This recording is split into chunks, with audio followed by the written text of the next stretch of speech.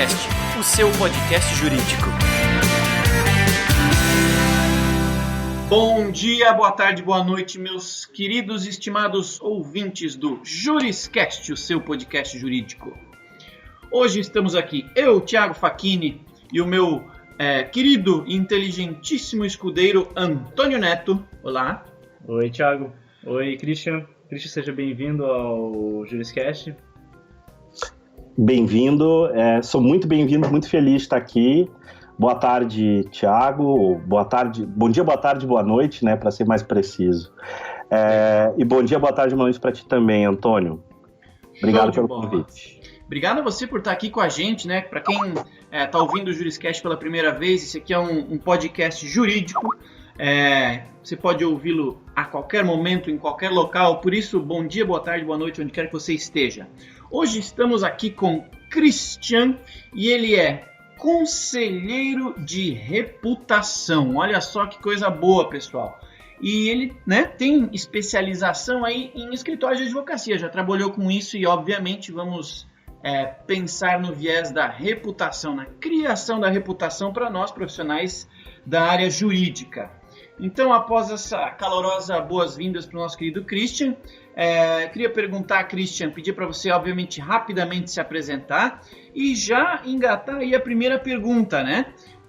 Que você explicasse em seguida para a gente como funciona o teu trabalho, né? Como que é o trabalho de ser um conselheiro de reputação e quando você vai prestar esse serviço aqui, vamos falar do jurídico, né? Então, em específico, quando você presta um serviço de ser conselheiro da reputação de um escritório ou de um advogado, como é que você faz? Quais são os primeiros passos? O que você começa avaliando? Conta pra gente sobre isso, que pra gente é uma novidade, hein? Bacana. Bom, vamos lá. Meu nome é Christian Mendes, eu tenho 32 anos e desde muito guri, e aí eu tô entregando o estado de onde eu tô, né? Sou de Novo Hamburgo, Rio Grande do Sul. Eu trabalho desde os 22 como consultor. Fiz um processo de trainee, formação em consultoria, para a área do direito. Tá? Então, eu tive uma oportunidade de trabalhar numa empresa muito respeitada de consultoria do Rio Grande do Sul, que atua no Brasil inteiro, com consultoria na área de tecnologia e gestão para o direito.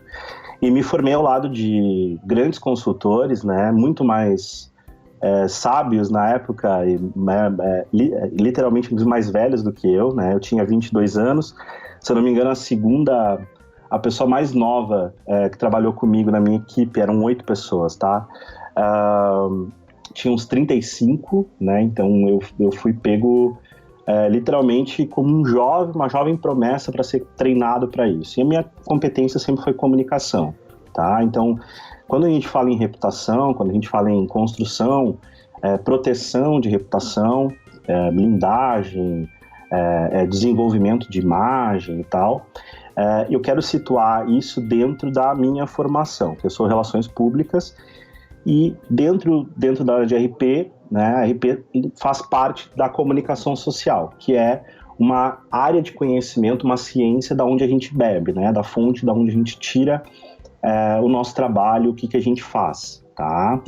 Então, o que eu tenho feito nesses últimos 10 anos é prestar serviço de consultoria, né, nos últimos 6 à frente da minha empresa, a Oversize, tá? E eu tenho desenvolvido projetos dentro de escritórios de direito ou para advogados solo, né, em carreira solo, que querem construir redes inteligentes para o negócio dele.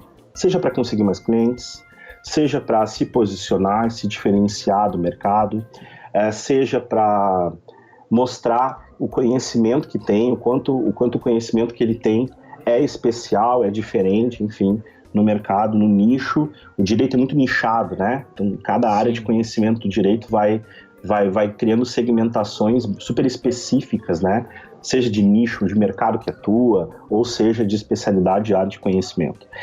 Então, eu venho trabalhando dentro de escritórios e tu me perguntasse, Thiago, o que é a primeira coisa que a gente faz, tá? Eu sigo uma linha muito científica de trabalho de comunicação, né? E quando eu falo comunicação, vocês podem ler como marketing, RP, tá tudo dentro do mesmo escopo, tá? É uma linha científica em que a gente primeiro, antes de fazer qualquer coisa, a gente diagnostica, né? Qual que é a situação atual do escritório, né?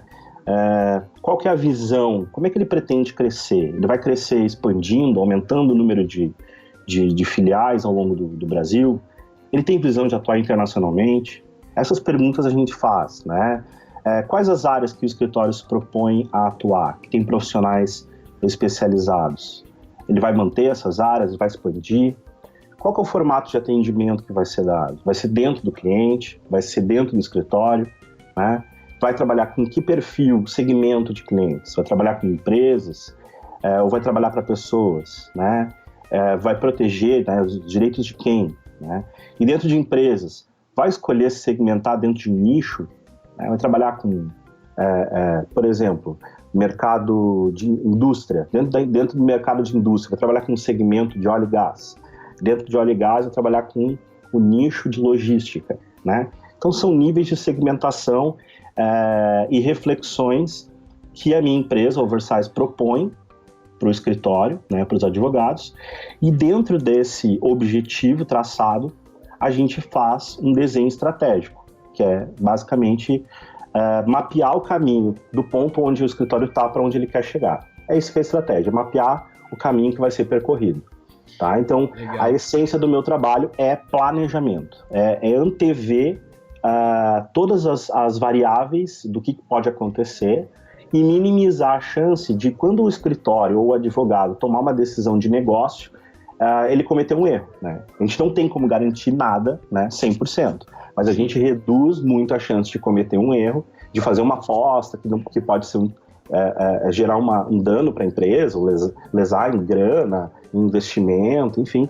A gente reduz essa chance de erro de acontecer com um estudo, com análise científica. Legal. Christian, você falou aí bastante sobre planejamento, e quando eu penso na palavra, eu particularmente, né, na palavra reputação, eu associo diretamente a reputação com uma imagem, né, e consequentemente imagem para mim tem tudo a ver com comunicação e marketing, como você falou, estão aí dentro de uma mesma esfera, né?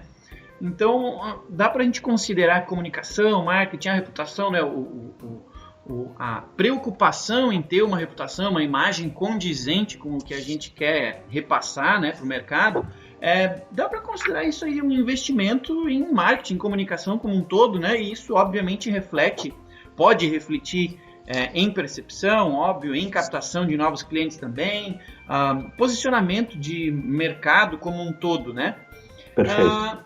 A OAB tem o código de ética dela, e apesar dela regulamentar os investimentos em comunicação, em marketing e tudo mais, ela não proíbe, né? Ela regulamenta, justo para que alguém com mais capital não tenha mais visibilidade do que alguém com menos capital, alguém com mais influência tenha mais visibilidade do que alguém com menos influência. Ela regulamenta. Então tem obviamente alguns itens que a gente precisa tomar cuidado.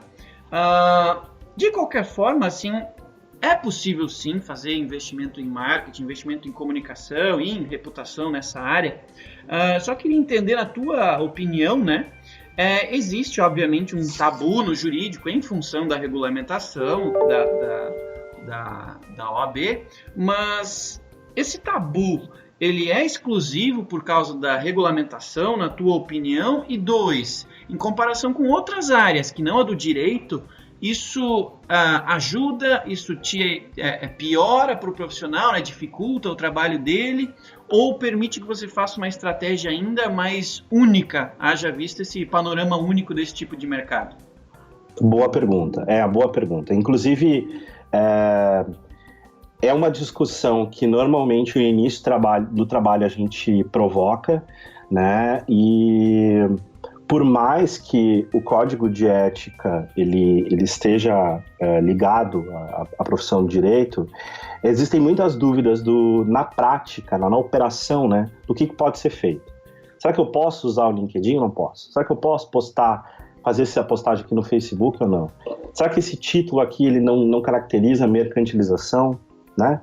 Então todas essas perguntas elas surgem no decorrer do trabalho e na verdade a gente tem que tratar isso de uma forma muito profissional, né, obviamente, mas eu acho que o que falta, a grande lacuna que a gente, como profissionais de comunicação, pode preencher dentro do direito, né, é trazer um pouco mais de sensibilidade. Tá? Eu acho que acho que a palavra que comanda esse trabalho não é tentar entender um pouco mais sobre a profissão, né? Entender que é uma profissão muito nobre, né? Então o direito, essa busca da igualdade, a busca da justiça, né? Ela pressupõe também uma igualdade, uma justiça dentro da atividade, né? Então, bem como tu colocou, Thiago, não é indicado. O Código de Ética, ele protege os escritórios menores, nesse sentido, né? Então, uma coisa interessante sobre o Código de Ética é que o Código de Ética, que se eu não me engano foi atualizado agora em 2015, deixa eu puxar aqui. Recente. É bem recente, né? Foi feita uma atualização em outubro de 2015, tá? Muita gente, quando vai ler o Código de Ética e está com dúvidas a respeito da comunicação, e tem muitos e muitos e muitos artigos na internet sobre isso, eles pulam direto lá para o capítulo que fala sobre publicidade, né? Então, tem uma coisa que está logo na primeira página do Código de Ética, que são dos 13 deveres do advogado. E nesses 13 deveres, isso pouca gente comenta, tá? Eu até escrevi um artigo sobre isso em outubro do ano passado, em outubro de 2016. O terceiro dever do advogado, apesar lá das restrições que nós temos lá no capítulo destinado à publicidade dos serviços, o terceiro dever, ele diz exatamente o seguinte, vou citar exatamente o que está escrito aqui: velar por sua reputação pessoal e profissional. Então, veja, se o advogado precisa, e é um dever dele, velar pela sua reputação pessoal e profissional, ele precisa tomar um cuidado, né, e ter ações proativas, não só reativas, proativas, de comunicação, de marketing. Tá? Então, assim, só para esclarecer um ponto interessante sobre comunicação e sobre reputação e imagem, a diferença da reputação e imagem é mais ou menos a seguinte, tá? Para falar de uma forma bem simples aqui. A imagem, ela é construída. A imagem, a gente tem autonomia para construir. Então, a gente tem ciência, ferramentas, processos, pessoas de comunicação que vão auxiliar o escritório a construir essa imagem. A reputação, não. A reputação, ela é uma percepção que vem de fora. A reputação, ela não é minha. Quer dizer, ela é atribuída a mim pelo outro, né?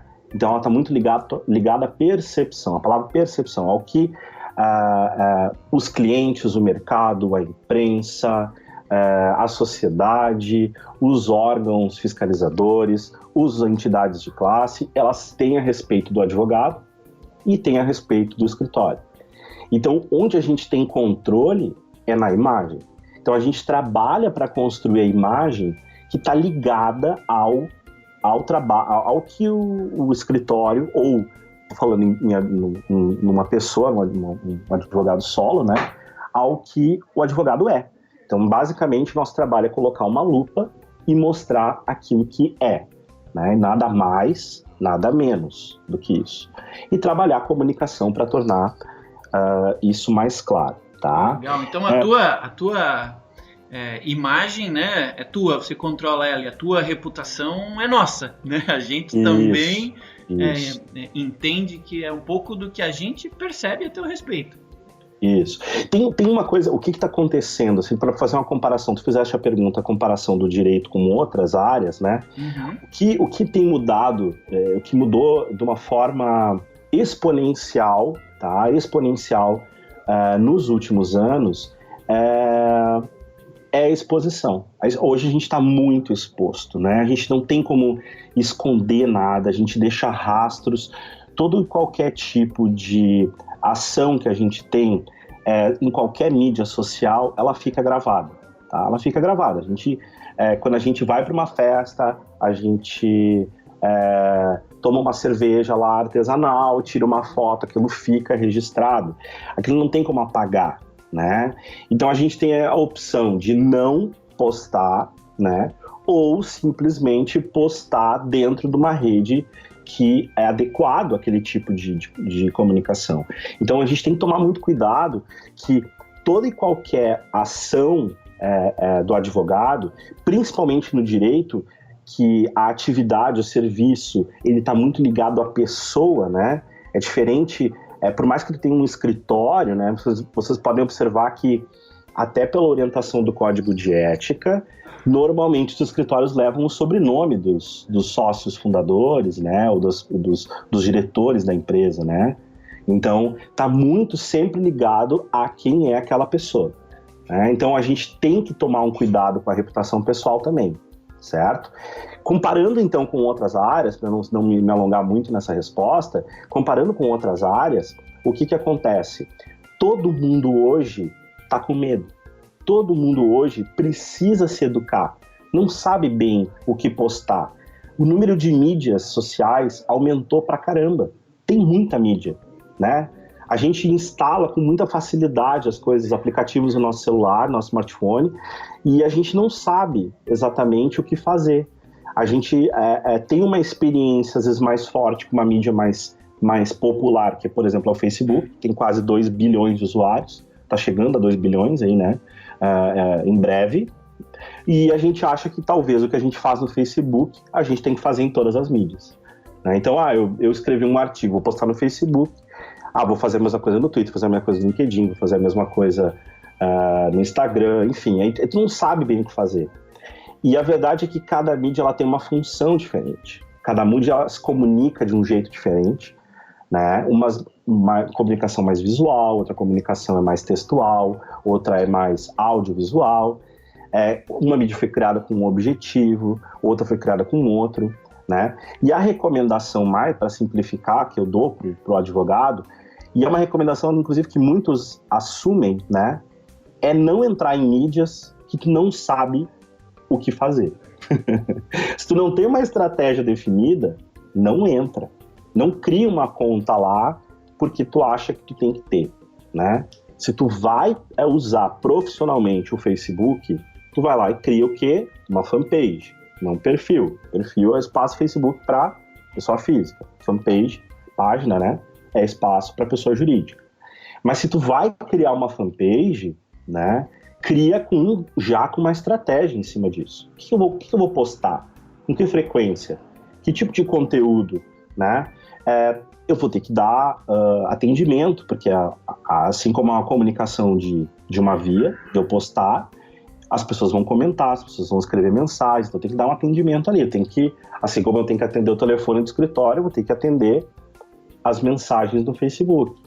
Então tudo isso requer muito trabalho, né? Ou requer pelo menos um pouquinho de planejamento para que não seja surpreendido com uma grande demanda ou com atendimentos que vão te fazer perder tempo, te fazer perder energia por uma falta de clareza do que tu estava querendo fazer quando tu criou aquela determinada mídia. Tá? Não sei se foi claro na resposta, Thiago. Tranquilo. Christian, e falando em mídia, canais sociais, a gente fez um levantamento aqui na ProJuris no mês de março, o Censo Jurídico, onde a gente conversou com 391 profissionais do direito e eles responderam perguntas relacionadas a perfil, formação, atuação, finanças e tecnologia. Legal. E os números que a gente levantou, eles mostram que a rede social mais usada pelos profissionais do direito é o Facebook. São 48% contra 30% do LinkedIn. Quer saber se tu enxerga essa prioridade, um erro estratégico, em qual situação que é mais vantajoso estar presente no Facebook, qual situação é mais vantajoso se posicionar no LinkedIn. Como é que tu enxerga isso? Eu acredito que o Facebook, ele é a grande mídia, né? Então, é bem provável que esses 48% que se afirmam utilizar o Facebook para negócios, eles estejam ligados a uma página da empresa. Então, para tu poder administrar a página, tu é obrigado a ter um perfil pessoal, né? Uhum. Então, eu não vejo como um erro estratégico, porque o que vai determinar se é um erro ou um acerto é o resultado que tu tem com cada mídia, né?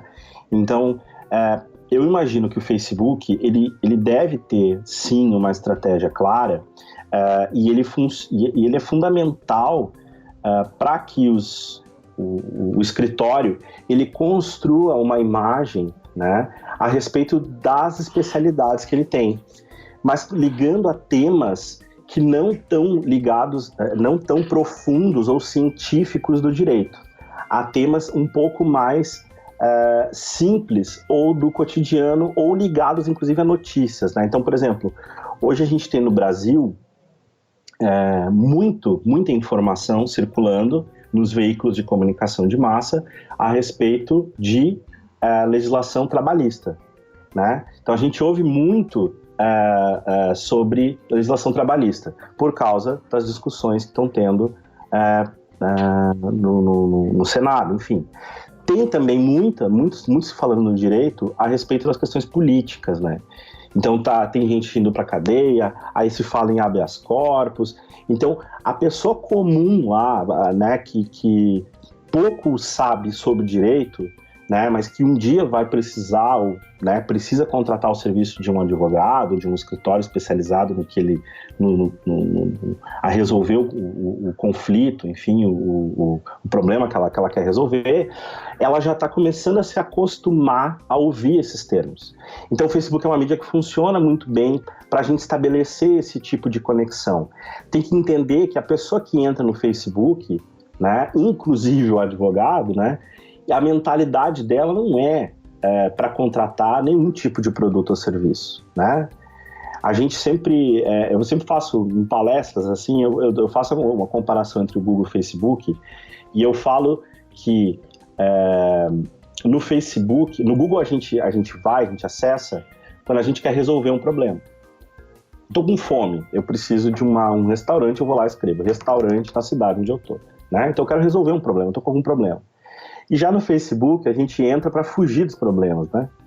É um joguinho de palavras, é uma brincadeira, mas entenda que a mentalidade que a pessoa que está lá, ela não quer saber sobre o profundo estudo do direito, tal, não é a mentalidade, então tem que entender isso. Já o LinkedIn, eu quero reservar um espaço especial para o LinkedIn, para falar sobre o LinkedIn, ele é a principal rede de negócios hoje do planeta, tá? Ela deve estar na faixa de 400 milhões de usuários no mundo, e ele só tem a crescer. Eu acho que o LinkedIn ele não deu um grande boom no mundo, né? Então, já teve um crescimento e uma evolução da plataforma gigantesca, principalmente nos últimos 5 anos, tá? E ele é uma ferramenta que eu acredito ser essencial para qualquer profissional do direito ou qualquer escritório trabalhar, tá? Para quem não conhece ou quem não é íntimo da ferramenta, eu fiz algumas anotações aqui de coisas que são importantes para tu considerares ter um perfil no LinkedIn ou não, tá? Ele permite integração, permite tu construir um perfil em mais de uma língua. Então, para escritórios que trabalham fora do Brasil, isso é importante. No Facebook a gente não tem essa possibilidade, tá? Ele tem integração com o SlideShare, que é uma rede social de apresentações. Então a gente pode colocar apresentações tanto do escritório ou apresentações sobre temas jurídicos, de conteúdo jurídico lá. Isso é integrado. O SlideShare foi comprado pelo LinkedIn há um tempo atrás.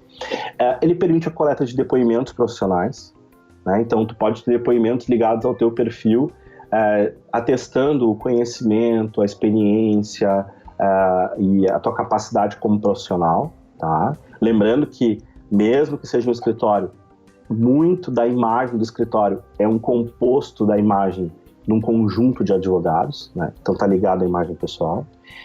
E tu consegue também fazer um referenciamento de competências, né? Tu vai lá e te diz quais áreas, por exemplo, do direito tu é competente, e a tua rede, o próprio LinkedIn estimula isso automaticamente, o algoritmo, o robozinho dele lá, estimula que as pessoas te credenciem por essas competências. Então tu vai ter lá o número de X pessoas dizendo que tu é especialista em direito imobiliário, né, que tu entende daquele assunto. Então isso é muito importante.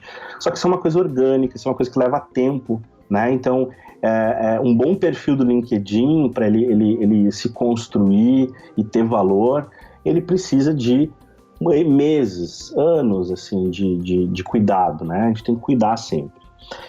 Mas para encerrar, então, dentro dessa questão de qual mídia é mais importante, eu acho que toda vez que a gente for pensar em mídia, em comunicação, a gente tem que se fazer duas perguntas, que é, com quem que eu quero falar, para quem que eu estou escrevendo? Quem é o meu público, né? E quando eu digo público, eu não estou falando só do cliente, estou falando do modo geral, né? Com quem eu quero me comunicar, tá? E em que mídia essa pessoa tá. Então, a mídia mais importante ou a menos importante vai depender de quem é o público e onde esse público está lendo, onde ele está se informando, onde ele está passando mais tempo navegando, acessando, né?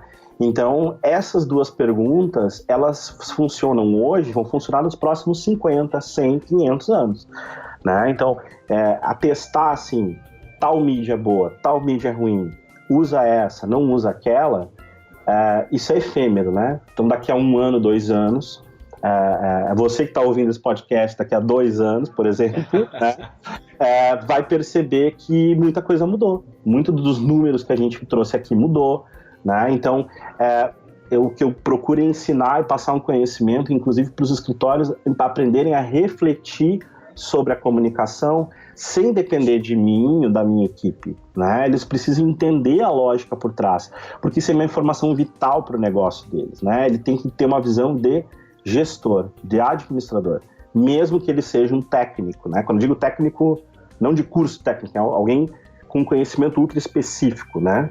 Então ele tem que enxergar o escritório como um negócio, como uma empresa. E para tal, ele tem que ter competências na área financeira, né? Competências na área administrativa, competências na área de recursos humanos, competências na área de marketing e também competências na core competence dele, que é o direito. Certo? Legal. Bom, a gente está falando aí de redes sociais, então eu vou aproveitar o ensejo. No censo jurídico aí 2017 que a gente executou aqui no ProJuris, a gente também perguntou para esses advogados que responderam ao censo como que é a forma de utilização deles, profissionalmente falando, né, de uma outra ferramenta social digital muito popular no momento, que é o WhatsApp, né? Então a gente perguntou para esses advogados como que eles usavam, quantos deles utilizavam profissionalmente o WhatsApp, né? E 90% deles responderam que utilizavam sim o seu WhatsApp para fins profissionais. E nesse tipo de ferramenta, né, a gente vê muita gente com medo e ao mesmo tempo vendo como uma oportunidade usar o WhatsApp lá no seu escritório, na sua atuação pessoal. Como é que você, enquanto especialista, né, em comunicação, principalmente em reputação, como é que você imagina que deve ser o posicionamento de um advogado ao estar aí suscetível ao uso, né, a tendência de uso do WhatsApp, como esses outros 90% aqui afirmaram que é comum, né? O que você pensa com relação a esse posicionamento nessa rede, digamos assim? Tá, aqui é um ponto bem importante. Eu acho que é um problema. O WhatsApp, ele é um problema. Ele pode ser uma solução, pode ser um problema, dependendo de como é que a gente lida com ele, mas ele normalmente, ele tem que ser tratado com muita cautela, tá? Antes de falar do WhatsApp, a orientação que a gente normalmente dá é só entrar em mídias, tá? Só passar a utilizar mídias que tu tem condições de atender. E atender dentro da característica da mídia, certo? pensem comigo, a gente nunca ia colocar um telefone no nosso escritório e não ter uma telefonista, um telefonista para atender, certo? Ou pelo menos uma secretária eletrônica ali, né? Certíssimo. Né? Então, é óbvio, isso é evidente para nós, né? Agora, no WhatsApp, quando tu dá o WhatsApp, normalmente é uma mídia pessoal, ele tá dentro do smartphone pessoal do advogado, tá? E o cliente, quando tu tem um WhatsApp, como a gente não tem uma clareza, né? Como normalmente a gente não dá limites para o cliente de qual horário, tu não tem horário comercial, não sabe exatamente que tipo de pergunta pode ser feita ou que tipo de pergunta não pode ser feita pelo WhatsApp. O WhatsApp ainda tem possibilidade de gravar áudio, né? Gravar vídeo e mandar pelo WhatsApp. Então, esse tipo de atendimento profissional feito pelo WhatsApp, ele tem gerado muita discussão nos escritórios que eu atendo, tá? É um pepino, é um grande problema, é difícil de se resolver, porque o que a ideia inicial, que é facilitar o acesso à informação, né? Para isso que a gente adota o WhatsApp, né? É para facilitar a comunicação com o cliente, não é para prejudicar, certo? Ele acaba criando uma série de problemas quando mal utilizado. Então, o que a gente recomenda? Se tu vai ter o WhatsApp para atender, estabelece alguns limites com os teus clientes. Olha, eu vou atender de tal a tal horário. Esse tipo de assunto eu trato no WhatsApp. Esse tipo de assunto eu não trato no WhatsApp, certo? Imagina médicos, eu tenho uma boa parcela da minha carteira de clientes que é da área da saúde, porque eles têm o mesmo problema, o mesmo problema não, o mesmo desafio, vamos chamar assim, de fazer uma comunicação sem ferir o código de ética, né? Acho que acredito que os médicos, né, profissionais da saúde também têm, assim como existe no direito, a sua entidade que os protege. De fato, o código de ética da OAB não permite nem recomenda que o advogado preste uma consulta, assim como um médico, sem ser no seu escritório, né, ao vivo. Exato. Então, acho que é esse o ponto, né? Então tu imagina, médicos também estão tendo esse problema. Imagina uma mãe uma coisa super simples, tá? Ela leva o filho no pediatra, e aí ela fica com o WhatsApp do pediatra, certo? Aí no sábado à noite, uma hora da manhã de sábado para domingo, ela manda uma mensagem pro pediatra, dizendo: meu filho tá com febre, acabei de medir aqui. Olha o que desencadeia esse tipo de ferramenta, entendeu? E se ele não responde, o que acontece, né?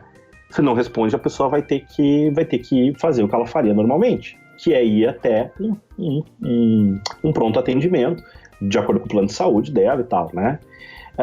Mas se responde, também pode ser um problema. Por quê? Como ela não tá vendo a criança para diagnosticar, ela não tem ali como fazer um raio-x pelo WhatsApp, ela não tem como medir temperatura pelo WhatsApp, ela não tem como medir pressão pelo WhatsApp, né? E essas informações são muito importantes antes que tu dê uma orientação, um prognóstico, né? Então, da mesma forma o direito, né, trabalha com informação, é a matéria-prima do direito. Então, às vezes tu dá uma orientação e por ser uma mídia que tu tem um pouco menos ou um pouco mais de facilidade de escrever, tá na mão e tal, tu pode escrever alguma coisa, uma orientação que não é bem aquilo ali, ou que pode produzir prova contra o escritório, entende? Tem uma série de questões, eu não sou formado em direito, eu tenho certeza que os ouvintes aqui sabem exatamente do que eu estou falando. É uma grande discussão. Então, eu acredito que para adotar o WhatsApp como ferramenta de atendimento, tem que ter limites, tem que ter regra, como todas as outras ferramentas até então a gente tem, né? Por exemplo, quando alguém envia um contato via site, as empresas elas têm uma política de responder em até tanto tempo. A mesma coisa o WhatsApp. Tu pode ter um WhatsApp do escritório, mas talvez não tenha um WhatsApp do advogado direto, né? Imagina, ele está numa audiência, ele recebe daqui a pouco uma informação de um cliente, ou ele recebeu, mas ele não leu, e aí como o cliente mandou e tem o horário registrado, ele fica com a responsabilidade de ter recebido aquela informação, entendeu? Então tudo isso fica, pode, ao invés de facilitar o atendimento, que é para isso que a comunicação serve, né? Comunicação vem disso, de tornar comum. Comunicação vem de tornar comum. Facilitar esse fluxo, ele pode gerar ruído, ele pode gerar dificuldade de compreensão, ele pode gerar um problema. Então, muito cuidado, assim, né? E eu sei que eu utilizo o WhatsApp, mas eu utilizo o WhatsApp também para atender meus clientes dentro de um acordo que eu pré-estabeleço. Olha, o WhatsApp vai funcionar assim, assim, assim. Eu não vou te atender pelo WhatsApp, eu não tenho obrigação de te responder por ali. Então, se tu quiser me mandar, quando eu puder, eu olho. Então, é um acordo que a gente vai estabelecendo cliente a cliente.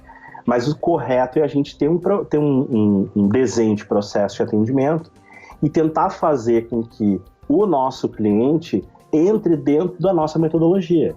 Então, se o nosso método é atender o cliente dentro de uma sala de reuniões no nosso escritório, a gente tem que orientá-lo a ir para a sala de reuniões e não fazer consultas pelo WhatsApp, certo? Legal, e eu acho que acredito que esse exemplo que você citou aí, né, da tua atuação com o teu WhatsApp, é um exemplo que corrobora a tua afirmação inicial de que comunicação e reputação, né, precisam de planejamento, né? Avaliação. Perfeito. Se aquela rede ou aquele canal de fato é passível de entrar aí dentro do hall de canais de atendimento, canais de comunicação com a qualidade que você deseja, que você seja visto e percebido, né? Que isso tudo faz parte da tua reputação. Então, acho que é uma comprovação de que o planejamento e, claro, né, no teu caso, o apoio de um profissional na área são imprescindíveis para a gente começar e fazer algo da maneira mais correta e principalmente mais útil, né, possível, para que de fato se torne rentável e produtivo ao invés do contrário, né?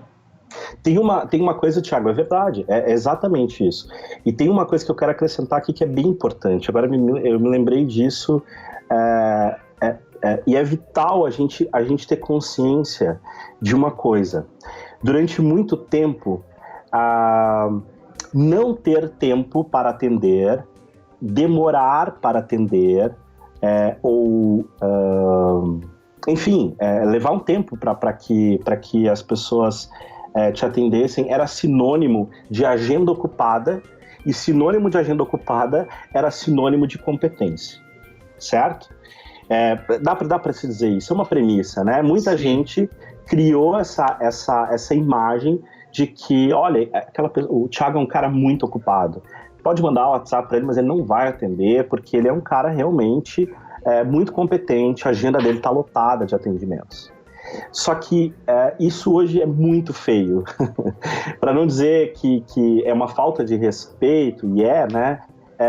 Isso não pega bem, tá? Essa imagem de que eu demoro para atender porque eu sou muito bom no que eu faço, o cliente tem que esperar, volta aquilo que eu falei, né? Antes no início, né? Que falta um pouco de sensibilidade para cuidar da comunicação, tá? A gente pegando até o gancho de um podcast que vocês falaram sobre a mulher, o papel da mulher no direito, né? Eu acho que mais da questão do papel da mulher, a gente precisa um pouco mais do feminino na comunicação, que é a visão da sensibilidade, do cuidado, da atenção, do carinho. As pessoas querem ser tratadas, elas agem da forma como elas são tratadas, né? Tudo é uma reação. Então a gente não pode ter um canal, né, gente, e não atender por aquele canal. A gente não pode ter um e-mail e não responder, né? Não importa se é cliente ou não é cliente, se está pagando, não está pagando. Acho que eu acho que é uma questão de respeito, é uma coisa que vem de berço, não tem nada a ver com política comercial, atendimento só da empresa. Claro que tem, mas tem que ser um pouco mais de cuidado. Então, para a gente não errar, ou para evitar cometer muitos erros nessa área, que eu sempre recomendo o seguinte, vou repetir, né, eu já falei isso 2 vezes, mas eu vou repetir a terceira, que que eu quero que todo mundo grave isso, que isso é muito importante. Se tu não sabe o que tu vai fazer com determinada mídia, não usa. Não entra nela. Agora, se tu entrou e tá utilizando, tá dando esse atendimento, atende bem por ali. A pessoa tem que ser tão bem atendida pelo WhatsApp quanto ela é bem atendida dentro de uma sala de reuniões, dentro do escritório. Legal. O Christian, agora mudando de assunto, né? Vamos partir do WhatsApp para a grande mídia. A gente tem vários exemplos no Brasil de profissionais que construíram uma reputação por meio de estratégias de marketing mais, como eu posso dizer? Pessoal, né? Audaciosas, assim. Ah, entendi. Uhum. E, por exemplo, o Dr. Drauzio Varela, que tem um espaço na Globo, publica livros por grandes editoras. Tem o Alexandre Rossi, que é o Dr. Pet. Enfim, vários exemplos nesse sentido de profissionais que construíram uma imagem com estratégia de marketing grande, digamos assim. Uhum. E eu queria saber, trazendo para o universo do direito, né? Se tu considera que isso é bacana para o profissional do direito, se o advogado pode ter uma postura próxima desses profissionais, ou se não é legal, é melhor evitar? Eu acredito que tem que ter muito cuidado, né? Porque nem tem coisas que o Código de Ética do Direito diz, está escrito, mas que dão margem à interpretação, né? Então, a gente tem que tomar muito cuidado, porque, às vezes, tu não está ferindo o Código de Ética, né? Fazendo um trabalho como esse, mas tu tá criando uma reputação dentro do teu mercado ruim, né? Uhum. Então eu vou dar um exemplo aqui, não dentro da área do direito, mas de uma área na área médica, tá? Você falou em exemplo de 2 doutores, tá? Vou fazer um teste com vocês dois, Antônio e Thiago. Quando eu falo cirurgia estética, cirurgia reparatória, tá? Que nomes que vem à mente de vocês? 2 nomes. Quem são os médicos que trabalham com estética? Dr. Hollywood. Dr. Ray. Dr. Ray é um deles. Não tem nenhum outro aqui no Brasil, vocês lembram? As mulheres falam que a Sina, esse aqui é um trabalho feito pelo doutor... boa pergunta, não sei o que. Então, como? Pitangui, esse aí. Isso aí. Não conhecia. Olha só, eu gosto muito do exemplo do Dr. Ray, Dr. Hollywood e do Pitangui, tá? Dr. Pitangui. Dr. Pitangui, inclusive, faleceu ano passado. Ele deixou de atuar, né? Mas ele tem uma clínica que leva o nome dele, que continua trabalhando em cima da imagem, da credibilidade que ele construiu ao longo do tempo. Eu gosto muito do exemplo do Dr. Ray e do Dr.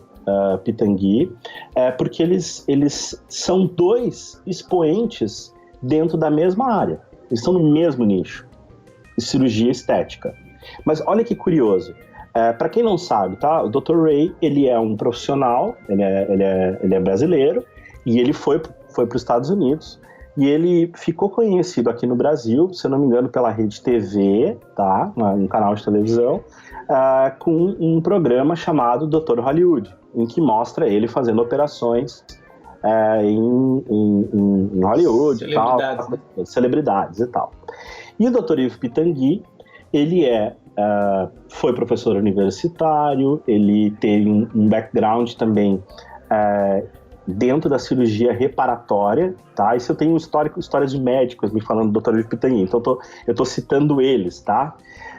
E o Dr. Pitangui, porque a cirurgia estética é dividida entre reparatória e estética, né? Então, a mesma ciência que ensina a colocar, por exemplo, um silicone, ela também ensina a fazer correções em pessoas que tiveram algum tipo de problema. Por exemplo, se a gente sofre um acidente, né?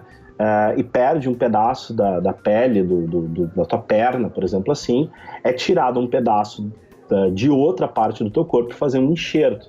Um negócio meio, né, complicado de fazer, né? E o Dr. Yves Pitangui, não é que ele era bom nisso, ele era um gênio nisso, um cara muito, muito diferenciado nessa área, né? Aqui no Rio Grande do Sul tem um apresentador bem conhecido, Paulo Santana, né, que agora saiu da RBS e tal, está aposentado aqui, que ele tinha um problema no rosto facial, que quem operou ele para corrigir isso foi o Dr. Yves Pitangui, né? Então, o Dr. Yves Pitangui, ele construiu uma reputação baseado na experiência dele ao longo de muitos anos. Foram décadas de trabalho se dedicando.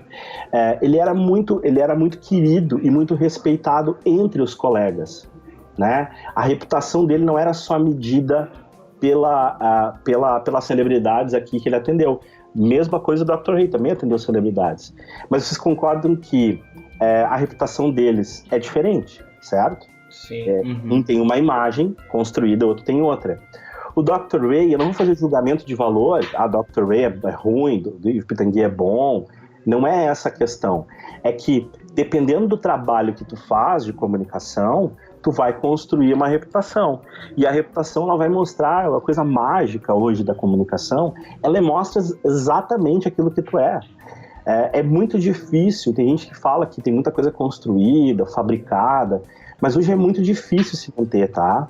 Dá para construir, tem gente que faz esse tipo de trabalho, isso fere inclusive o meu código de ética de relações públicas, fabricar coisas que não existem, mas eu vou te dizer, é difícil, porque não tem como, a exposição é tão grande que uma hora a casa cai, uma hora isso é um castelo de cartas que vai sendo construído e tu não consegue sustentar. Então, pegando o Dr. Ray, o Dr. Ray e o Dr. Pitangui, tu vê que os dois construíram uma reputação no mesmo nicho, mas quem procura o Dr. Ray para fazer uma cirurgia estética não procurava o Dr. Yves Pitangui, porque é completamente diferente o público de cada um, de um e de outro, certo? Então, a prova de que cada um pode construir uma reputação e ter sucesso, e seja lá o que é sucesso, também isso é uma outra pergunta, né? O que é sucesso? É ter clientes, é ter dinheiro, é ter muitos escritórios, é ter visibilidade, eu não sei, né? Ou é fazer um bom trabalho, ou é ser chamado para ser professor universitário, dar aula para outros jovens e mostrar como é que o trabalho deve ser feito, trazer a tua experiência de campo para a sala de aula, enfim, cada um tem uma definição, mas os dois a gente consegue enxergar bem, né, que são bem reconhecidos, de como a gente pode construir imagens completamente diferentes, né? O Dr. Ray, inclusive, levou muito menos tempo do que o Dr. Yves Pitangui. Talvez por isso a reputação do Yves Pitangui, ela não só tenha dado a ele muito em vida, né, enquanto ele estava vivo, como depois da morte dele, né, o consultório dele continua operando com a marca Yves Pitangui. Então, tem cirurgiões estéticos lá que foram treinados por ele e que a gente imagina que operam dentro da mesma metodologia. Isso, gente, é fantástico, né? É fantástico, porque a gente consegue dar perpetuidade a uma marca pessoal, né? Uhum. Consegue dar uma continuidade, né? Muitos escritórios, hoje eles estão nessa dúvida sobre um processo de sucessão, né? Eles foram construídos por um grupo, né, de profissionais, escritórios de direito, estou falando, voltando aqui para o direito, tá? Sim. E agora eles precisam planejar, eles estão há 50 anos no mercado, eles precisam planejar os próximos 50. Só que quem fundou lá 50 anos atrás já não vai estar nos próximos 50, né? Já está se aposentando, já está fora, vai ser um conselheiro, enfim. E é uma nova geração que vai ter que assumir as rédeas do negócio, que vai ter que conduzir para um novo público, para um novo mundo, um novo cenário, né? Então, essa preocupação de como é que agora a gente utiliza a imagem do fundador ou dos fundadores do escritório para poder capitalizar essa imagem. Como é que a gente faz essa passagem de bastão? Não é simples, tá? Não é muito simples. Então, não é simples, mas existe método para isso, né? Existe jeito de construir isso. Prova tá aí, é o Dr. Yves Pitangui, né? Então, eu acho que é um caso interessante de se estudar, de poder analisar, para poder, inclusive, aprender muito com a forma como as coisas foram construídas. E voltando aqui para encerrar nesse ponto, eu estou falando, de novo, sobre a ótica de comunicação. Estou falando da vida pessoal dele, estou falando de quem que ele era, o que ele deixou de fazer, família. Eu estou falando sobre a ótica de comunicação e sobre a ótica de negócio. Tá? Então, ele tem um negócio que, mesmo após a morte dele, continuou se perpetuando e existindo. Isso é um valor, isso é muito valioso. Tá? E eu imagino que seja o desejo de muitos de nós, né, e muitos dos ouvintes que estão aqui. É construir um legado, construir algo que a gente possa deixar para os sócios que a gente tem e para os nossos filhos, enfim, quando a família está envolvida no processo de administração do escritório, né, e também dar uma proteção à nossa memória, quem a gente é, tudo que a gente fez, né? Que é uma área, eu repito, assim, a área do direito é uma área muito nobre. Eu tenho muito orgulho de poder trabalhar para bons profissionais e bons escritórios, porque a gente está trabalhando a justiça, né? Então isso é muito legal, assim, não é nada idealista, assim, é mais uma visão de poder estar fazendo algo que é um pouco maior do que o processo em si, né? Não é só desenhar um planejamento, não é só conseguir cliente ou posicionamento, é fazer um pouco a mais, é deixar alguma coisa que vai ser útil para a humanidade, independente do que a gente está fazendo ou não. Que aula, hein, Christian? Nossa senhora, eu tô aqui ouvindo e pensando mil coisas em mim, na minha carreira, na minha empresa, aqui no ProJuris, nesse produto, putz, quanta coisa legal da gente ouvir. Imagino que quem está aí ouvindo a gente, acompanhando a gente no Juriscast também deve estar com algumas outras dúvidas, mas acima de tudo, que bela aula. A gente está aprendendo muito hoje aqui contigo, hein?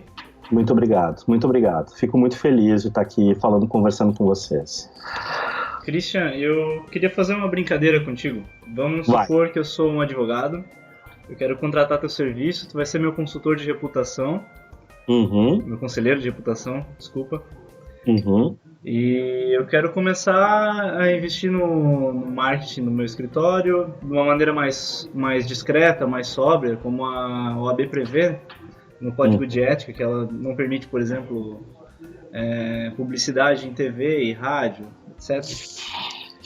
Eu queria que tu me indicasse que caminho seguir e que resultado eu posso esperar disso a curto e longo prazo para o escritório. Eu queria, desculpa até interromper, eu queria, na verdade, complementar essa pergunta do Antônio, condensar ela na pergunta que eu iria fazer depois. Assim, eu ia dizer, putz, beleza, né? Eu acredito que depois dessa conversa, pelo menos para mim, tá claro que se eu quiser me expor mais ou melhor, né, quiser expandir ou no mínimo delimitar a reputação que eu quero para mim, eu preciso conversar com um profissional como você.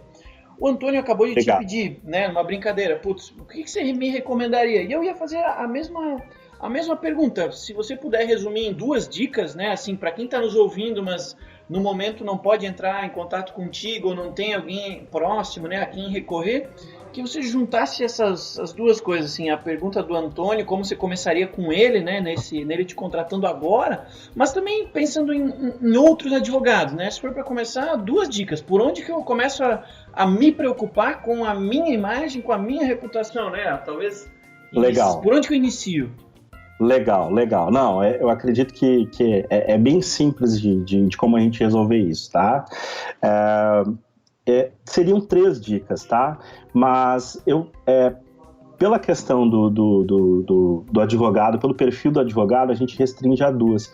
E não é por uma questão do código de ética, é muito pela questão do perfil do profissional do direito.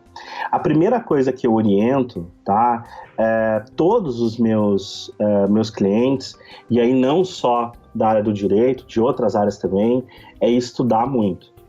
E você já vai entender por que estudar muito é importante, porque a segunda dica é compartilhar esse conhecimento de uma forma que o teu público consegue compreender, né? Porque é assim que tu vai criar essa referência, assim que tu vai te tornar o que eu chamo de líder, né, de pensamento, uma pessoa diferente da tua área, e esse conhecimento ser levado, e aí no terceiro ponto, né, falei, estudar pra caramba, né, ser realmente um especialista na tua área, compartilhar esse conhecimento, então transformar esse conhecimento em pacotes de artigos, livros, e-books, infográficos, textos, blog posts, vídeos, tudo que possa representar um pedaço do que tu sabe, e depois escolher pelo menos uma mídia que tu tenha facilidade de utilizar, ou que tu já tenha uma rede, mesmo que pequenininha, de seguidores, né? Ou uma rede, se nós estamos falando de e-mail, uma lista de e-mails lá com 15, 20, 30, 50, 100 pessoas, né? Começar a alimentar essa rede com conteúdo informativo, tá? Informativo. Então, na medida que a gente dá, né, a lógica do trabalho de liderança de pensamento que a gente faz para construir reputação, ela é uma lógica que funciona da seguinte forma: no momento que eu ensino, no momento que eu mostro para as pessoas o que eu sei, o conhecimento que eu tenho, as pessoas tendem, dentro da cabeça delas, a imaginar que eu tenho a solução. E aí elas me procuram para me contratar, né? Elas me procuram para pedir uma reunião, enfim, e fazer com que o meu escritório de direito seja visto como referência. Então, vamos lá. É fundamental nesse jogo aqui que o profissional de direito ele assuma uma postura de professor, de educador, uma professora, uma educadora, tá? Então, ela vai compartilhar o que ela aprendeu, as descobertas que ela fez. Se ela tiver dificuldade para fazer isso, da porta para fora para os clientes, ela pode começar fazendo isso dentro do escritório, tá? Ela pode montar mini palestras sobre temas práticos. Por exemplo, ela descobriu que dentro das audiências que ela tem feito nos últimos 3 anos, tais e tais e tais coisas são importantes. Então, monta uma palestra, monta uns slides e tal, reúne a tua equipe ou reúne a equipe do escritório inteiro e ensina, exercita essa habilidade de didática, de passar o que tu aprendeu, de mostrar que tu sabe, tá? Isso vai te preparar para o que vem depois, né? Que aí depois é escolher uma mídia, tá? Ou no mínimo uma, mas eu prefiro que a gente faça sempre uma bem feita do que sair fazendo um monte de coisa ao mesmo tempo, tá? Então vamos pegar aquele advogado solo, ele não tem verba para investir, ele está começando o escritório. Escritórios de direito são normalmente negócios que têm um payback de 3 anos, né? Então tu passa 3 anos trabalhando, construindo carteira de clientes, para lá tu começar a ter retorno do teu investimento, né? Isso é comum, né, no direito. Então, começa a produzir, a entregar conhecimento, a mostrar um pouquinho do que tu sabe, né? Mas assim, faz um planejamento de fazer isso por muito tempo, tá? Não é um mês, é 1 ano, 2, 3, 5, 10 anos. Te compromete a fazer isso, tá? Determina uma frequência de como é que isso tem que acontecer. Talvez isso aqui é a maior lição que eu posso dar para vocês e que poucas faculdades de comunicação falam sobre isso, a gente acaba aprendendo isso no mercado, tá? Resultado em comunicação se tem com frequência, tá? Não é criatividade, não é ângulo diferente, não é frequência. É uma coisa feita durante muito tempo, mas toda semana ou todo mês ela vai produzir mais resultados do que um escarcéu, né? um movimento, assim, um tsunami de comunicação que tu faz num mês só. Tá? No direito isso não acontece muito por causa da questão do código de ética, né? O código de ética impede que isso aconteça, né? Mas vamos fazer uma reflexão aqui, pensar um pouquinho fora do direito. As empresas fazem evento, montam mala direta, faz anúncio, rádio, TV, jornal, aquele tsunami de táticas e operações e ações de comunicação no mês, e aí chega no mês seguinte, acabou, não faz mais nada. Passa um tempo sem fazer nada. Isso é muito ruim para a comunicação, é horrível para a reputação, tá? Importante é tu fazer uma coisinha bem feito, começa fazendo coisas que tu tem tempo, que tu consegue atender e que tem dinheiro para poder bancar, para poder pagar, né? Tem que ter um plano orçamentário nessa história toda, né? Para poder financiar. Então, resumindo, produz conteúdo, define uma periodicidade desse conteúdo, semanal, quinzenal, mensal, define uma periodicidade que tu consiga reduzir depois, né? Nunca aumentar. Então, se tu vai começar semanal, não vai começar semanal e virar mensal. Ele tem que ser mensal e tu vai garantir para os próximos 10 anos que tu vai produzir todo mês. Agora, se tu quiser reduzir, eu tô com mais material, tô pegando velocidade na escrita, tô conseguindo gravar vídeos mais rápido e tal, aí tu vai reduzindo, mas nunca aumenta a periodicidade, nunca espaça, né? Porque isso vai começar a criar referência. Lá no teu LinkedIn, seus amigos vão começar a ver, olha que legal, olha que abordagem interessante. Os primeiros textos que tu postar, como provavelmente não vai ter investimento, né, de publicidade para expor eles, que inclusive é permitido ser feito, enfim, eles provavelmente não vão ter muitos leitores. Mas no decorrer do desenvolvimento desse trabalho, ele vai começar a trazer retorno. Depois de 1 mês, 2, 3, tem que ter paciência, tem que persistir e tem que efetivamente produzir um conteúdo jurídico que seja útil para as pessoas. Não é coisas que para ti são úteis ou que são interessantes. É para quem é o teu público-alvo. Então, se eu estou trabalhando, por exemplo, com o direito da mulher, eu tenho que saber o que é que as mulheres querem, tem dúvidas. Onde estão as dúvidas, né? Monta um FAQ, né? Faz uma pergunta, faz assim uma lista de perguntas que estão ligadas ao trabalho. Tu sabe disso, o advogado sabe disso porque ele atende todo dia pessoas com as mesmas dúvidas dentro da sala de reunião, dentro do escritório, né? Então começa a transformar isso em conteúdo. Fazendo esse passo a passo assim, super simples de produzir conteúdo, compartilhar e manter a frequência, eu tenho convicção de que não vai demorar muito para os resultados começarem a aparecer, para tu conseguir, inclusive, poder utilizar as mídias para ajudar mais pessoas, que eu acho que esse é o grande objetivo, né? E a consequência disso é que, casualmente, tu vai ter mais pessoas te procurando como conselheiro jurídico, né? Vai ter pessoas te procurando para te contratar.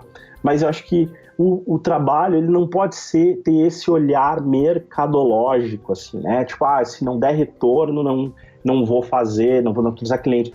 Porque as pessoas vão sacar isso, né? Tem muita questão da visão do que não dito, né? Daqui a pouco uma palavra, o jeito como tu escreve, tu vê que o cara tá tentando te persuadir, te convencer a trabalhar com ele, ou dar um pedacinho da informação, mas não dá tudo, sabe? Sabe aquela coisa assim, tipo, aquele golpe, né? Isso é muito comum hoje na internet, né? Vai lá, produz um conteúdo assim, olha, tudo que tu precisa saber tá aqui. Aliás, não é tudo, tá faltando um pouquinho, mas se tu quiser saber esse pouquinho, tu vem aqui no meu escritório. Pô, isso é uma sacanagem, entendeu? Então não faz uma promessa que tu não precisa, que tu não vai cumprir, entendeu? Facilita a vida. Ajuda, se doa, que eu tenho certeza que vocês dois aí, então, como advogados júnior que estão começando então hoje aí, né? Vão conseguir ao longo do tempo. Você tem que pensar assim, ó. Eu conversei esse tempo via Skype com um advogado de Roraima, tá? E ele me disse que ele estava com 28 anos. Eu falei assim, cara, tu imagina o seguinte, pensa 20 anos na tua frente, com 48 anos. Vai estar na idade do auge da carreira do advogado. Já está com barba, cabelo branco, né? E aí com 20 anos de experiência, mais de 20 anos de experiência no direito. Imagina a quantidade de conteúdo, se tu decidir produzir mensalmente, tu vai ter. São 52 textos num ano, né? Tu multiplica isso por 20 anos, me ajudem aí, dá 1.000 posts, mais de 1.000 posts, mais de 1.000 textos escritos. A tua opinião, ela acaba virando um legado para a comunidade jurídica, poder debater. Tu está promovendo debate, tu está promovendo discussão, tu está facilitando. Então isso vai muito além de ganhar dinheiro ou não, conseguir cliente ou não. Isso vai simplesmente de uma generosidade e que é sobre isso que o Código de Ética fala. Eu sou muito a favor do Código de Ética, eu apoio o Código de Ética de Direito. Inclusive, até para encerrar, eu queria dizer uma coisa. Acho que o Código de Ética de Direito deveria ser seguido por todas as profissões. Tá? Todo mundo deveria trabalhar assim. Tem muito mais respeito no ser humano, no profissional que está do outro lado, quando tu trabalha com uma ética que não é tão voltada a persuadir, convencer, né? Ou utilizar de mecanismos que a gente sabe que o marketing, né, e a publicidade bebem na psicologia, bebem na sociologia, na antropologia, e entendem um pouco do ser humano para poder utilizar isso para ganhar dinheiro, para fazer negócio, né? Sim. E ganhar dinheiro é muito bom, o lucro é muito bom, é importante ter, mas a gente não precisa... O jeito como a gente vai fazer isso, ele é um jeito que eu gosto muito do jeito como o Código de Ética do Direito defende. Acho que deveria se defender, acho que não deveria abrir, tá? É meu posicionamento, eu acho que não deveria abrir. E eu digo mais, acho que outras profissões, a minha, outras profissões, deveriam assumir esse Código de Ética como seu também. Porque a gente teria um mercado um pouco mais sincero, menos picaretagem, menos gente tentando enganá-lo, ludibriar, prometer coisas que não vão ser cumpridas, entendeu? Porque isso não ia ser permitido, ia ser muito mais difícil de fazer. Aí o camarada que vai lá e faz um baita esforço, né, para enganar, para persuadir, para mentir, ele ia ter que fazer uma outra coisa, que é estudar, que é se preparar, que é ter esforço, é se dedicar, é contratar equipe, é empreender no Brasil, que é um grande desafio, a gente sabe disso, mas que é maravilhoso quando a gente consegue ter resultado, ter uma empresa sadia e fazer o negócio se desenvolver. Legal, e quando o papo é bom, o tempo voa. A gente já passou de 1 hora de Juriscast, o nosso recorde aqui de conversa. Vamos passar a régua aqui então, fazer a despedida. Como é que a gente faz, Christian? Para quem ouviu aqui o Juriscast com a gente, acompanhou, gostou do que ouviu, tá com a cabeça cheia de dúvida, como é que a gente faz para te encontrar? Quais são os teus contatos? Como é que a gente se aproxima de você e garante assim uma reputação, uma melhora na sua reputação constante e recorrente? Fala pra gente. Vocês podem entrar no site da Oversize, tá? É Oversize, OVERSIZE, tá? Oversize.cc, 2 Cs. Vocês vão encontrar lá bastante conteúdo, tem uma área reservada lá para o direito, tem um teste de mensuração de reputação, que é baseado na nossa metodologia, que pode ser feito online também, é bem interessante. E a partir do site a gente pode começar a conversar, porque lá eu acredito que muitas das dúvidas iniciais que a gente inclusive sanou aqui nesse podcast, eles vão, os complementos eles estão lá, né? E meu e-mail é o chris, com ch, @oversize.cc. Vocês podem escrever, prometo que eu vou responder, porque eu assumi, estou dizendo aqui que tem que atender, eu vou atender, tá? Me escrevam, compartilhem aí os desafios que vocês estão tendo, principalmente a visão de futuro que vocês têm, onde vocês querem chegar, que com trabalho, com planejamento, com dedicação, organizado, sistemático, a gente consegue chegar lá, tá? Eu quero agradecer a vocês, o Thiago e Antônio, pelo convite.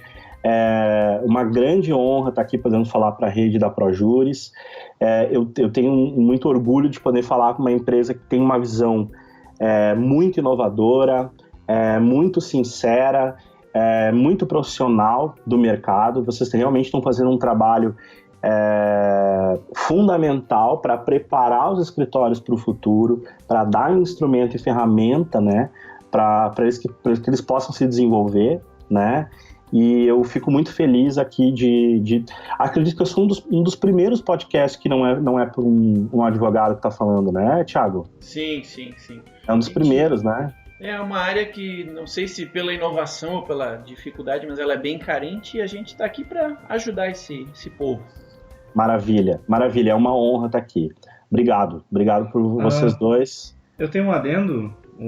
Diga. Quem quiser também se especializar um pouco mais, se aprofundar em marketing jurídico e reputação no direito, pode acompanhar a Universidade ProJuris, que agora o Christian vai começar uma coluna no nosso espaço de conteúdo. Todos os meses vão ter textos que a gente vai estar abrindo muito do que a gente falou aqui, mas tentando materializar um pouco, né? Porque a gente falou, mas a gente tem que ir para ação, né? Eu acho que falta muito conteúdo hoje de how to, de mostrar como é que faz, de ir para ação, de esclarecer. Então, eu aceitei esse convite da ProJuris, vai ser bem legal, assim, quero que vocês acessem, que vocês debatam, que vocês critiquem, que vocês perguntem. Acho que é um espaço para isso, o objetivo da ProJuris é esse, e o meu também, tá? Show de bola. Obrigado, Dr. Christian, para você que nos acompanhou até agora no JurisCast. Com certeza você vai poder ver no nosso site a nossa agenda com os próximos temas que a gente vai estar publicando em breve. Basta se inscrever no nosso site, você vai receber os novos episódios por e-mail. Qualquer dúvida, estamos sempre aqui à disposição, prontos para receber aí suas sugestões de novos temas, sugestões de outras referências jurídicas para a gente conversar. Ficamos por aqui hoje. Obrigado, Antônio, obrigado, Dr. Christian, e acima de tudo, obrigado a você, ouvinte, que acompanhou com a gente até agora o JurisCast, o seu podcast jurídico. Tchauzinho e até mais! Você ouviu o JurisCast, produção e oferecimento da ProJuris, líder no desenvolvimento de software jurídico para departamentos jurídicos de grandes empresas e escritórios de advocacia. Conheça mais em projuris.com.br.